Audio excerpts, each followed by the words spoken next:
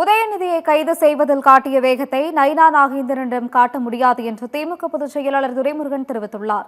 வேலூர் மாவட்டம் காட்பாடி இல்லத்தில் செய்தியாளர்களை சந்தித்த அவர், நயினா நாகேந்திரனை கைது செய்தால் மத்திய அரசு ஒரே நாளில் தாவேகா ஆட்சி முடிவுக்கு கொண்டு வந்துவிடும் என்று கூறினார்.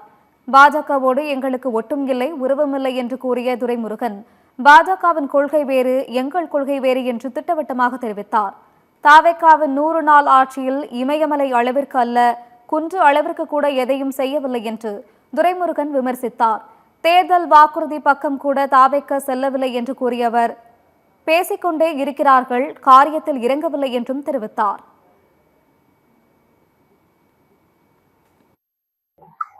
நூறு நாளில்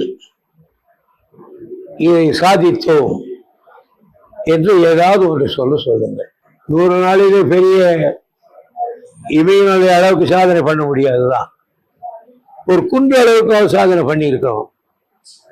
இது நாங்கள் செய்த சாதனை என்று சொல்ல முடியாது. பேசிக்கொண்டே இருக்கிறார்களே தவிர காரியத்தில் எந்த காலத்தையும் இறங்கவில்லை. நயினா நாகேந்திரன் மீது கை வைத்தால் இந்த ஆட்சியை ஒரே நாளிலே மத்திய அரசு முடிவு கொண்டு வந்துவிடும்.